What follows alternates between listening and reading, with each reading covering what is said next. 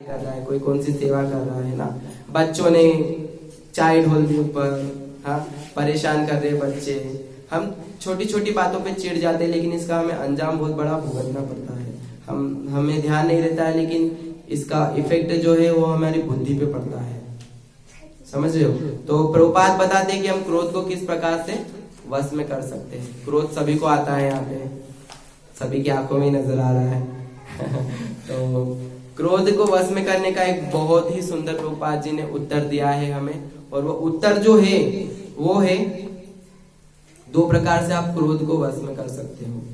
एक तो अगर आपके पास ज्ञान है, अगर आपने शास्त्रों को पढ़ा है, रोज आप गौर निताई धाम पे आते हो, आप किसी गुरु द्वारा प्रामाणित हो, आप गुरु शिष्य परंपरा से हो, तो आप ये जो बड़े बड़े जो बोलते हैं कि भगवान नहीं होते, भगवान का जो रूप है निराकार है, हाँ, अभक्त जो घूमते हैं, दूसरों को भटकाते हैं, आप उनको चैलेंज कर सकते हो।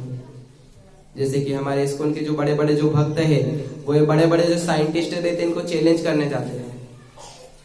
हम उनको चैलेंज कर सकते हैं, हाँ, उनको क्या कहते हैं हिंदी में, हम उनको वो कर सकते हैं,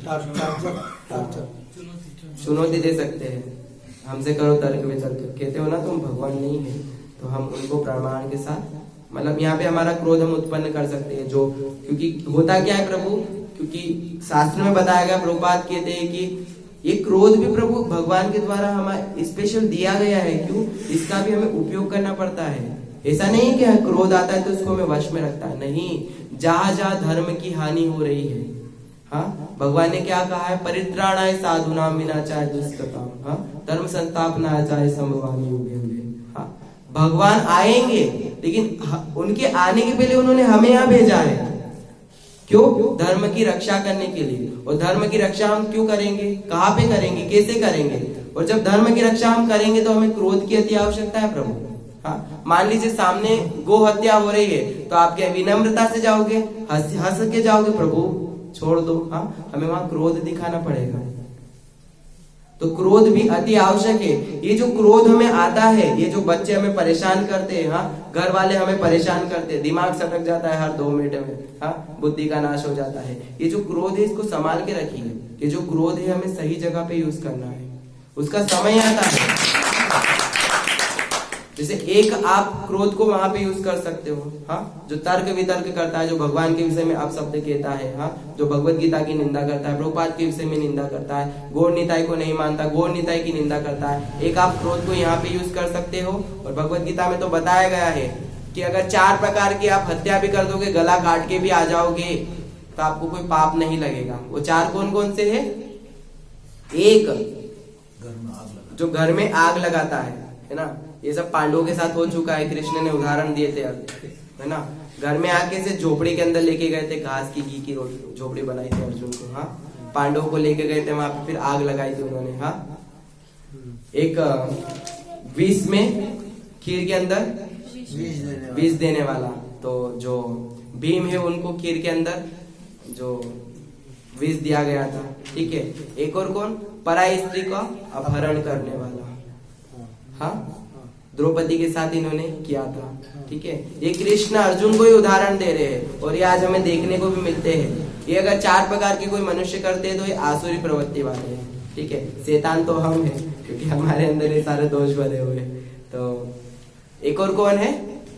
दूसरे की जमीन हड़पने वाला, हाँ। तो जो कौरव थे उन्होंने तो पूरा पांडु का जो वंश था, वो जो राजमहल था, वो सब कुछ हड़प लिया। तो कृष्ण बताते कि इस प्रकार के अगर मनुष्य का आप वध भी कर देते हो, सर धड़ से भी अलग कर देते हो, तो आपको कोई पाप नहीं लगेगा।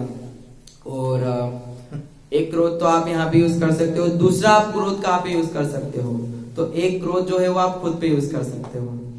खुद पे कैसे?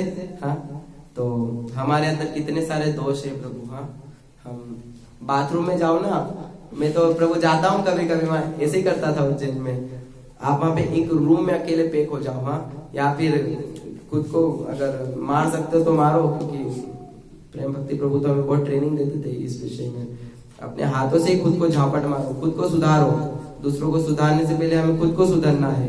तो हमारे अंदर जो दोष है, पहले हमें उसको सुधारना है, उसके बाद हम दूसरों को उपदेश दे सकते हैं। तो एक जो हमारा ये जो क्रोध है, इसको हम खुद के ऊपर भी हम यूज कर सकते हैं, इसका पालन हम खुद के ऊपर भी कर सकते हैं। जैसे कि प्रभुपाद जो है, एक बार क्या हुआ था कि एक जो डिवोटीज है, भक्त ही थे, ये बात है नई दिल्ली की बात है। तो हुआ क्या था प्रभु की उस डिवोटीज ने आके प्रभुपाद को कह दिया कि प्रभुपाद आत्मा ही परमात्मा है, ये भगवान कुछ नहीं होते। तो प्रभुपाद को बहुत ही गुस्सा आया।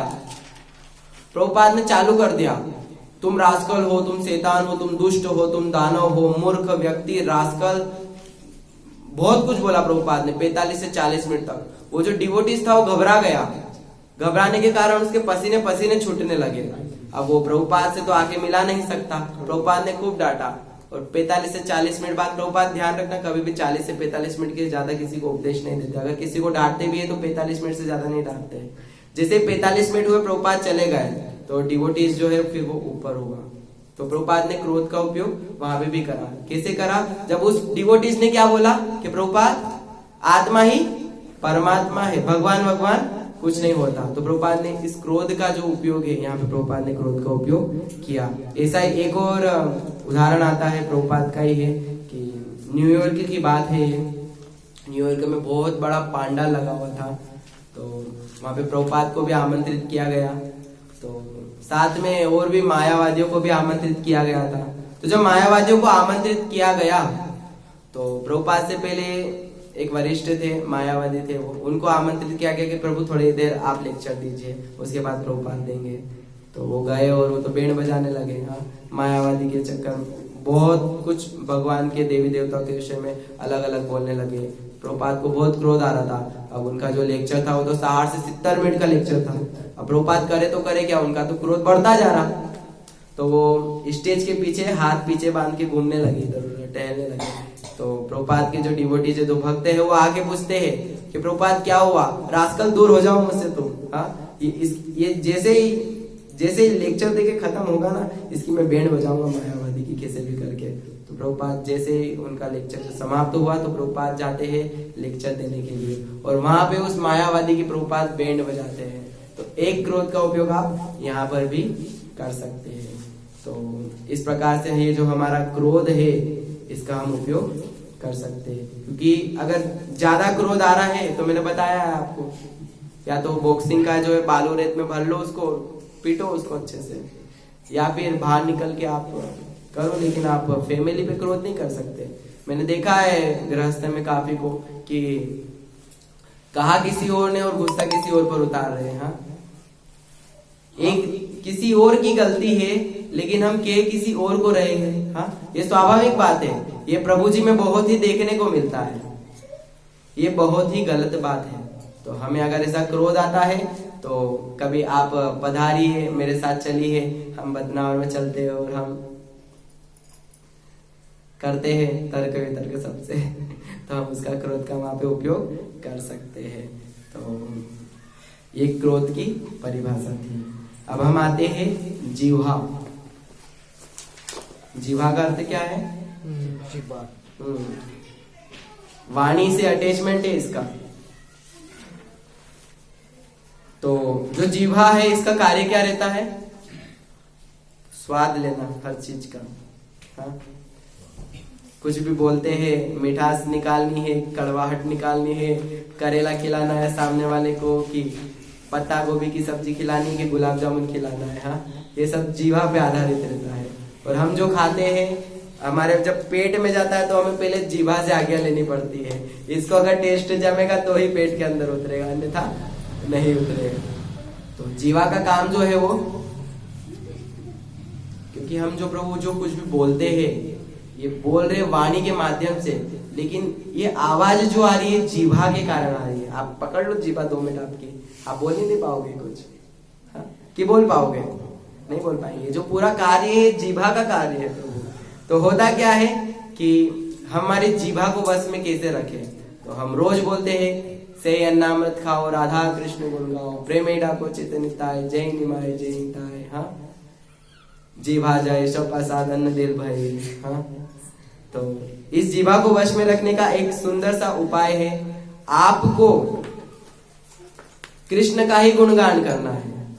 मैंने बताया ना, दिस इज मोस्ट पॉइंट है वो, कि आपको अभक्तों का संग त्याग कर भक्तों का संग लेना है। दूसरी बात, आपको महाप्रसाद जो है उस पर फोकस करना है, हमें भगवान की प्रसादी जो है उसको खाना है हमें। और जैसे कि जीवा पे में नियंत्रण रखना है। जैसे आज का मैं उदाहरण देता हूँ आपको कि आज बाहर गए थे, पीपल का कुछ है, ऐसा कुछ गाँव है, तो वहां पे सब बाहर गए थे, तो मैंने देखा कि ये सब फल फ्रूट लेके गए थे। तो ये बहुत अच्छा है, जीवा पे नियंत्रण है, कोई दुख की बात नहीं है। जैसे कि होता क्या है, अगर किसी की, मान लीजिए हमारे समाज में किसी की मृत्यु हो गई, तो हमें जाना पड़ेगा कि नहीं प्रभु, थोड़ा जाना ही पड़ेगा, वरना कुछ समाज वाले कुछ और कहेंगे। तो हम क्या करते हैं, वहां पे खाना खा लेते हैं। हाँ, अरे काजू कतली बनी है, कौन रुकेगा, एक दिन अपराध हो जाएगा तो चलेगा, अगले दिन माफी मांग लेंगे। हाँ, गुलाब जामुन भी है, हाँ, पनीर की सब्जी बनी है, इधर पूरी भी बनी है। हाँ, कभी कभी तो खाने का मौका मिलता है। हाँ, आज खा भी लेंगे तो क्या होगा। और बहुत से ऐसे भक्त भी होते हैं जो फल फ्रूट लेके जाते हैं। हाँ, अपनी इच्छा अनुसार वहां पे जो कुछ खाना रहता है। तो ये बहुत ही बड़ा हमारे सामने एक चांस रहता है, एक कष्ट रहता है कि हम जीवा को किस प्रकार से वश में करें। तो हमें यहाँ पे बताया गया है कि हमें भगवान जो है, भगवान की प्रसादी को ही ग्रहण करना है, और वो भी बहुत कम। जैसे प्रसादी हम क्या करते हैं, खाने के रूप में खाते हैं, समझ रहे हो। प्रसादी आई तो पेट पूरा नहीं भरना है प्रसादी से, वो प्रसादी है, उसको एक निवाला या दो निवाले से ज्यादा हमें नहीं खाना है। प्रसादी को प्रसादी के रूप में ही हमें खाना चाहिए। तो यहाँ पे भी वैष्णव अपराध लग जाता है ना। वैष्णव अपराध जो है वो आपके आगे पीछे दौड़ते रहते हैं, हमें पता नहीं चलता है। वो तो बस कहाँ फिट करूँ इसको, मैं कहाँ इसने अपराध किया, कहाँ फिट करूँ। तो एक बहुत ही सुंदर सा उदाहरण आता है कि आपको तमाल कृष्ण महाराज को आप जानते हो, नहीं जानते?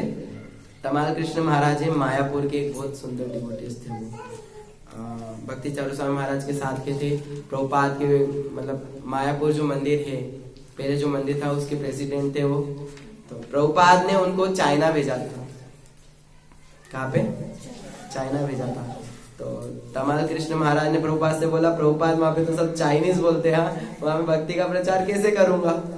तो प्रभुपाद ने बोला, ये मुझे नहीं पता, ये तो तुम्हें करना है। हाँ, ये मेरी आज्ञा का पालन करो। तमाल कृष्ण महाराज सो गुरु की आज्ञा, जाना है चाइना, प्रचार करना है भक्ति का। तो तमाल कृष्ण महाराज चले गए प्रभु।